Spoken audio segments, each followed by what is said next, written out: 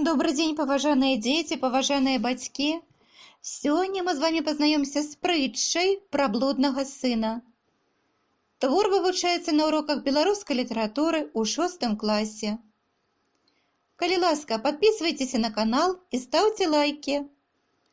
Прытча пра блуднага сына. У аднаго чалавека было 2 сыны. І сказаў малодшы бацьку: «Ойча, дай мне з маёнтка тую частку, якая мне належыць». І бацька падзяліў паміж імі маёнтак. Мінула нямнога дзён. Малодшы сын забраў усё, што належала яму, і пайшоў у далёкую краіну. І там усё распусціў, бо жыў надта ж распусна. Калі ён усё так прастраціў, пачаўся у той краіне вялікі голад, і ён сам пачаў галадаць. Тады ён пайшоў да жыхара той краіны і наняўся ў работнікі, а той паслаў яго на свае палі пасвіць свінні. І рады быў бы ён наесціся стручкоў, якімі карміліся свінні, але ніхто не даваў яму і стручкоў. Неяк, адумаўшыся, разважыў: колькі наймітаў у майго бацькі жыве і ўсе ў дастатку, а я паміраю тут з голаду. Збяруся і пайду да свайго бацькі і скажу яму: «Ойча, я саграшыў перад небам і перад табою і ўжо нават не заслугоўваю называцца тваім сынам. Залічы мяне да тваіх наймітаў». Сабраўся і пайшоў да свайго бацькі.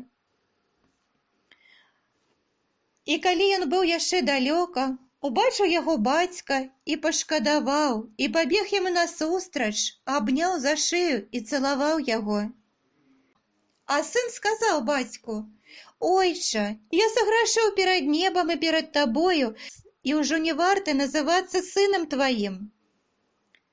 А бацька сказаў рабам сваім: «Прынясіце лепшае адзенне і апраніце яго, і дайце пярсцёнак на руку яго і абутак на ногі.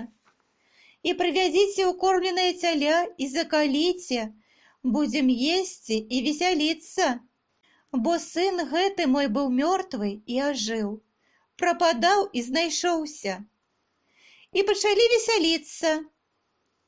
Старэйшы ягоны сын быў у полі, а калі вярнуўся і прыблізіўся да дома, пачуў, як пяюць і весяляцца.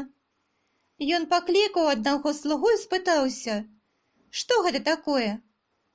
Той адказаў яму: «Брат твой вярнуўся, і твой бацька зарэзаў укормленае цяля, бо прыняў яго здаровага». Выслухаўшы ўсё гэта, брат раззлаваўся і не хацеў уваходзіць у дом. Неўзабаве бацька, пачуўшы, што старэйшы сын вярнуўся з поля, выйшаў яму насустрач і паклікаў яго ў дом.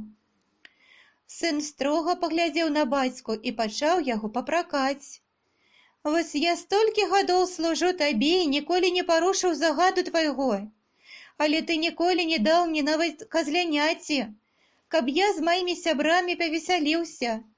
А калі вось гэты сын твой, растраціўшы сваю долю, вярнуўся, ты закалоў дзеля яго укормленае цяля».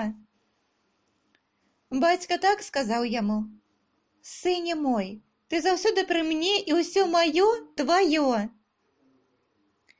А з таго радавацца, весяліцца нам трэба, што брат твой гэты быў мёртвы і ажыў, прападаў і знайшоўся».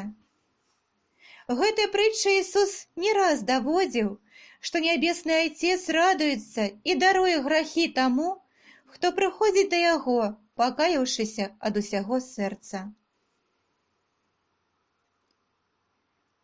Спадзяюся, твор вам спадабаўся.